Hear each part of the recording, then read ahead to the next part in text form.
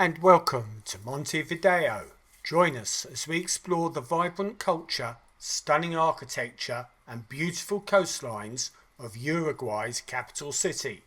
From historic landmarks to hidden gems, let's dive in to the highlights of Montevideo.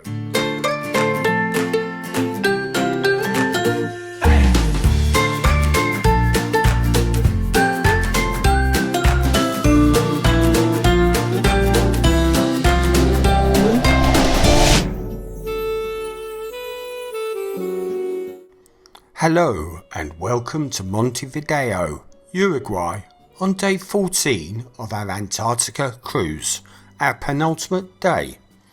Montevideo is the capital of Uruguay and home to just under half of the population. We're going to be doing a city highlights tour, which feels as if we're going to be spending some time on the coach. We will be able to see the buildings and roadsides as we journey between places of interest, which we find an enjoyable way to take in a city. We've taken excursions with friends who are on the same cruise. We choose them before coming, when the cost was reduced, booked at the same time, but on our individual cabins. We then go to the excursion meeting place together, and one of us presents the tickets for the whole group. That way we all end up on the same coach, and that way we get to enjoy the excursion together. This excursion worked differently.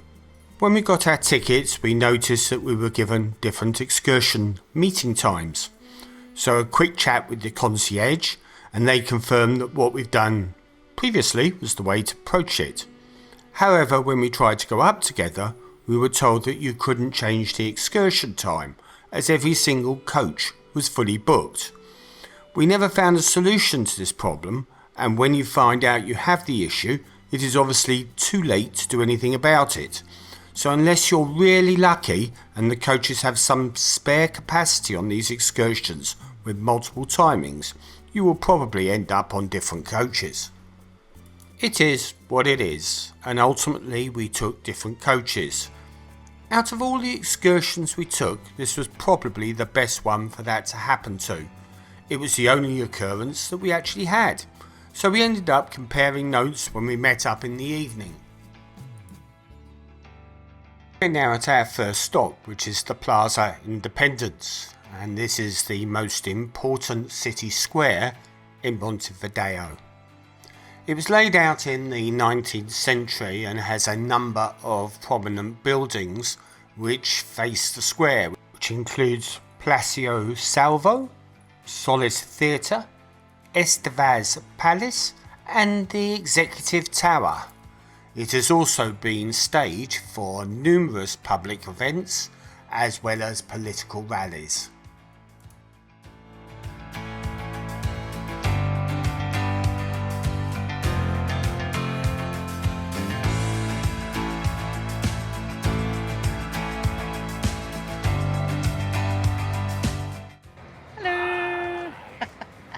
Lovely weather here, just nice. I don't know what the temperature is, it's just nice. It's not that awful heat, is it?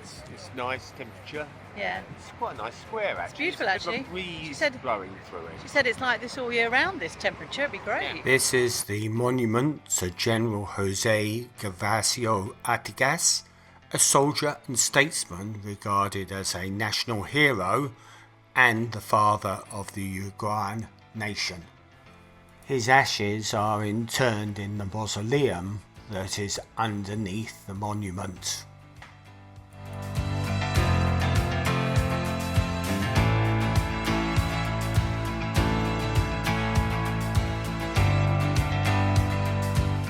And this modernish glass-covered building is the Executive Tower, which is the official workplace of the President of Uruguay.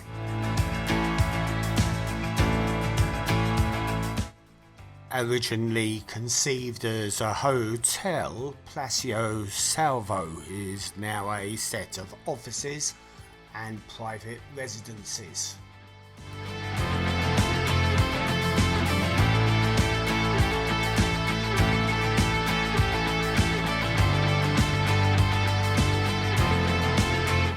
originally the working place of the president before it was transferred to the executive tower. It is now a museum.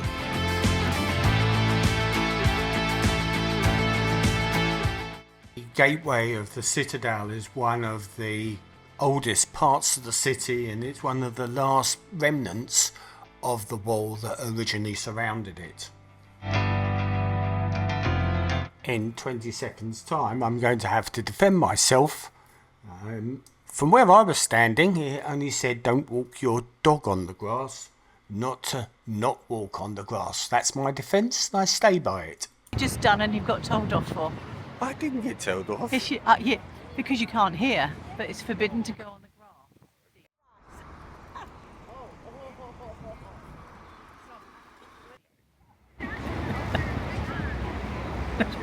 This footage is Only you. This footage is not getting Yes, it is. Yes, it is.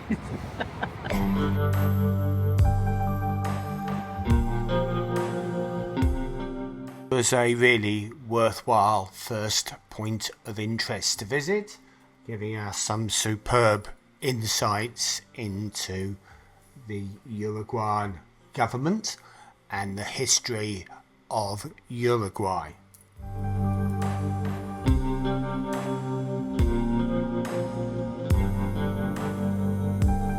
Plaza Independencia was, as we've seen, the home to a Spanish citadel, and it leads into the old town with its Art Deco and colonial buildings.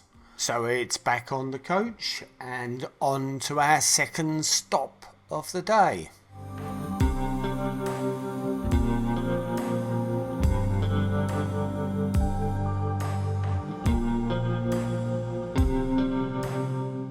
Uruguay has been under Spanish, Portuguese and for a brief period British rule, and those European influences can be seen in the architecture and the layout in Montevideo.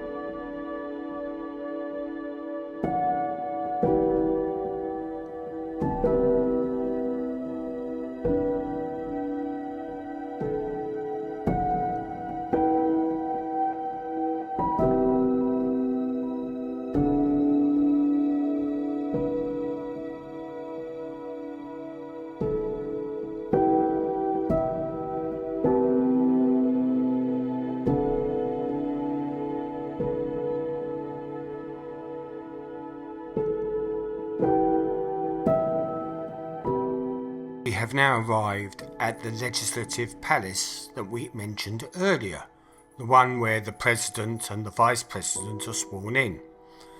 As you can see, this has a classic Greek Roman architecture. Its facade, interior walls, the columns and the vaults are all clad with a variety of marbles from all over Uruguay. It was constructed between 1904 and 1925, being inaugurated in August 1925, a century after the Declaration of Independence. It is the seat of power in Uruguay, the meeting place of the General Assembly. It contains parliamentary offices, as well as having a large basement where there are more mundane offices, warehouses and printing facilities. Stands very distinctively on a roundabout with no other buildings that look anything like this building.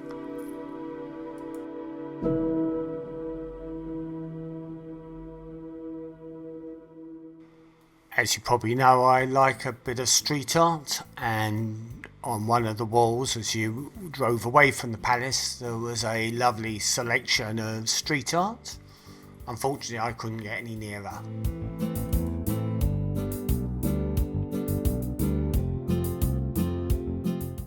We're en route to the Montevideo market, where we will have some time to explore and wander around before getting back on the coach. So where are we? I don't know, we're at a market in Uruguay town centre. Oh, is that it on there? No, that's advertising lager or beer or something. Shall we go? No, do you want to go straight ahead? You may have noticed the outside facade of this renovated agricultural market at Montevideo. It is a really beautiful historic building. We expected the inside to match and be equally historic, but as you can see, it isn't.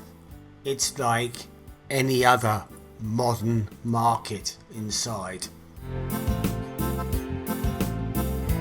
Nice market.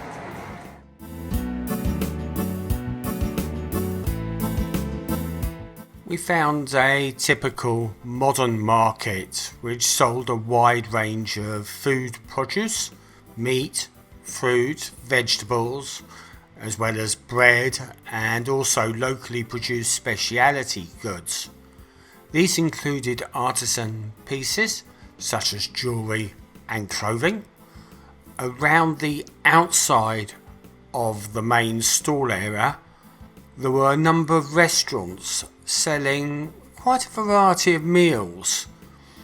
Of the items that we were particularly interested in, we found the prices to be reasonable, neither cheap nor expensive, but sort of what we would expect to pay.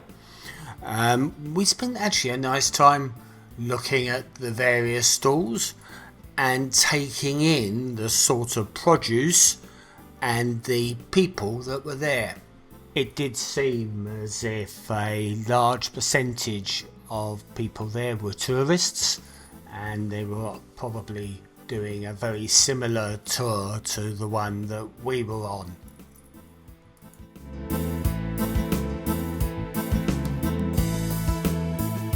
In sharp contrast to the modern stalls was a cobbled stone floor which existed in some parts of the building. We spent about an hour here, and it was the right amount of time to explore, and if we'd wanted to buy something, the folks in the excursion would reconvene at the front of the market before making our way onto the coach and onto our next stop.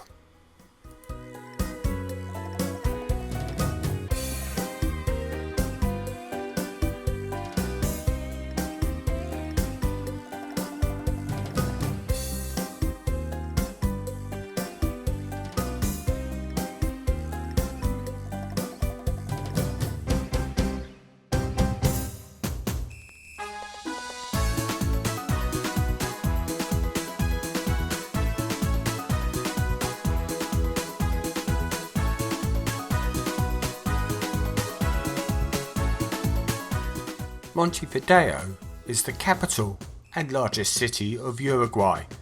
It also holds the distinction of being the southernmost capital city. It is situated on the northern shore of the Rio de la Plata and is a vibrant international city with a rich history dating back to its founding in 1724. Over the centuries, Montevideo has evolved into a cultural and economic hub with a population exceeding 1.3 million people, making it one of the most significant cities in South America.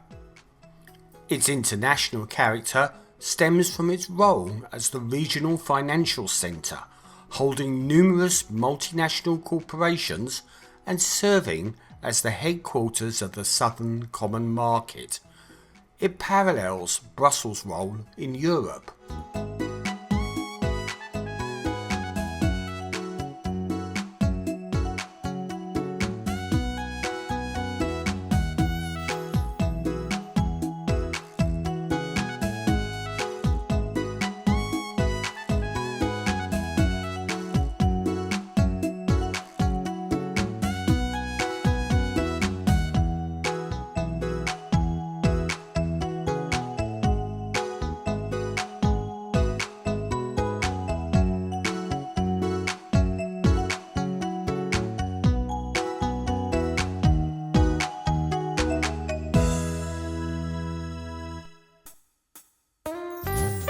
Considered by many as the little sister to Buenos Aires, Montevideo shares cultural similarities, including delicious cuisine, intriguing history, and the vibrant tango, all set along the Rio de Plata.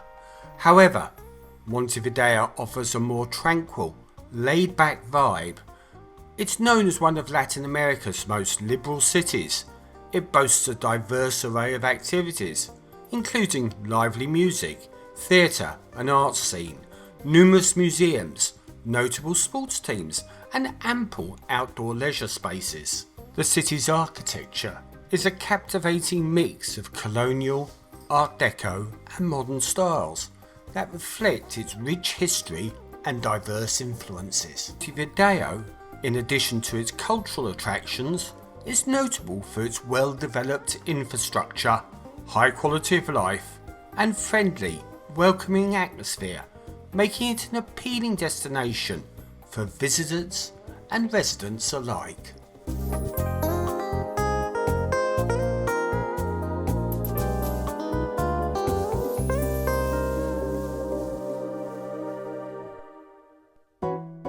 And peeping out from behind the trees here we have the American Embassy, which looks very similar architecturally to the White House.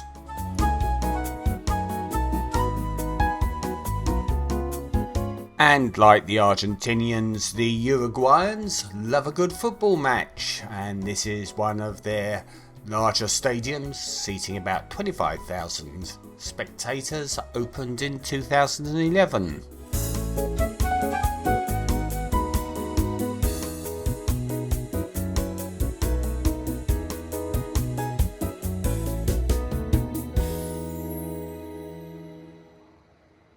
We go up the top and... No, can't be bothered. Too hot. Fun. I'm too hot. Ooh, here we are with a load of ox pulling a cart. Yes. And reserve oxes in the background. Sure of the significance of this. I'll have to find out. Look it up. Yes.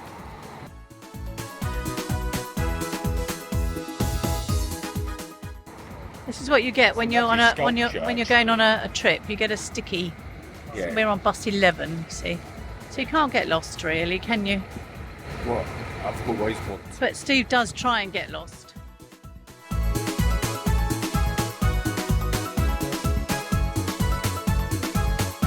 So La Carreta Monument commemorates the vital role of the ox cart drivers and rural labour in the nation's past, before the advent of modern transportation like automobiles and railroads.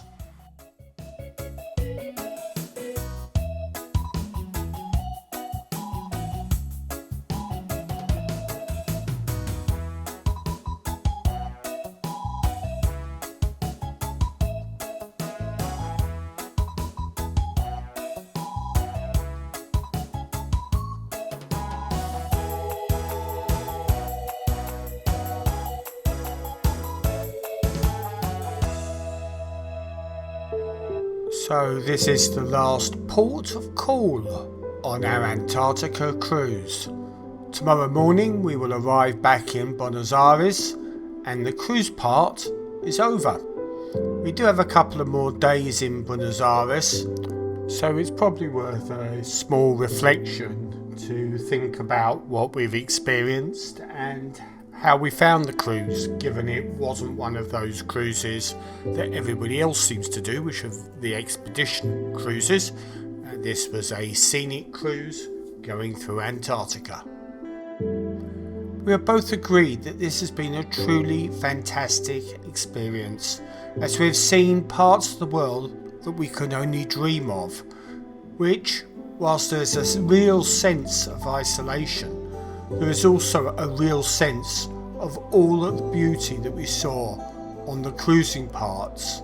And whilst we didn't get the wow shots of the wildlife like the whales, that was more than made up for by the fantastic icebergs and land masses that we did see.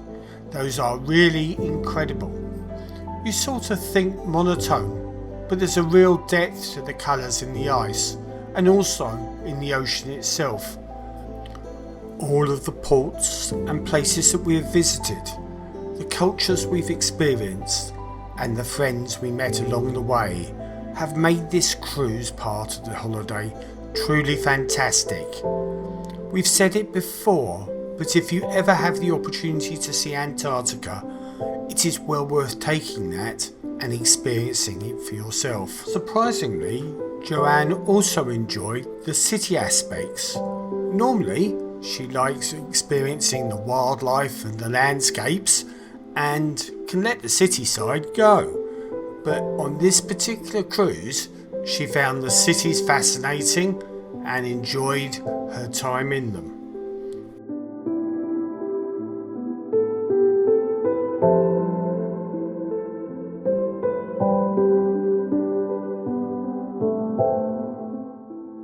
And we've now arrived at the last stop on this particular excursion, Plaza Virgilio, and there were loads of coaches here. It was quite a bottleneck waiting for one coach to come out while the next went in, so we had some high expectations of what was here.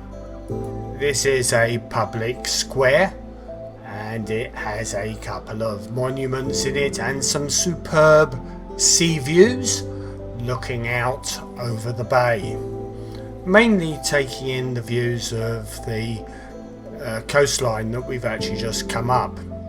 This sculpture is a bronze and a tribute to the Uruguayan Navy personnel who've been lost on duty, and it's been created in an abstract form and in bronze. It represents man's fight with the creatures of the sea and is supposed to reflect the moment of death. You get some really nice views looking back towards Montevideo from this elevated spot. Very nice.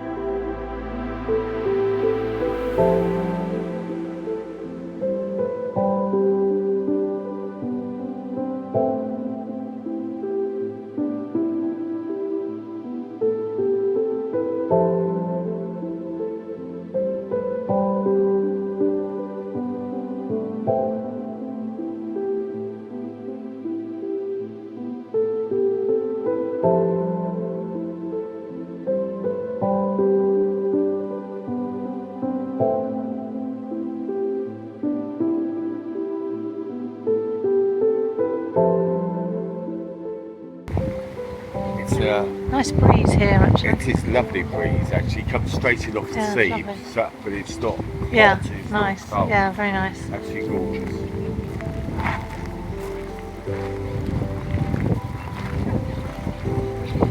All in all, there wasn't actually a lot to see at this particular location, though it was nice to spread the legs, and it was also nice to get the breeze coming in off the sea. But apart from the sea views, There wasn't a lot else here.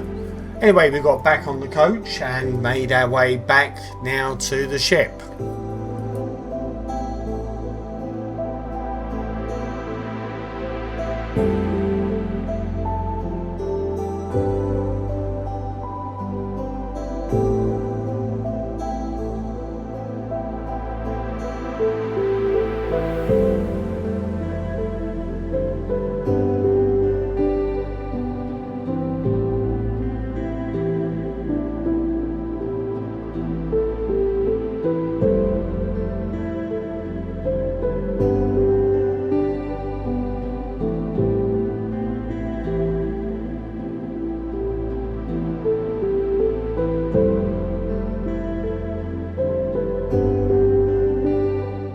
The journey back to the port and the ship seemed to be much more direct than the route we'd come, and it didn't take us long to get back there. We arrived back at the port in good time, and the bus driver offered to drop any passengers that wanted to explore the port market off at the entrance to the port. I don't think anyone on our particular bus took that offer up. We didn't, because we wanted to get back to the ship and sort a few things out.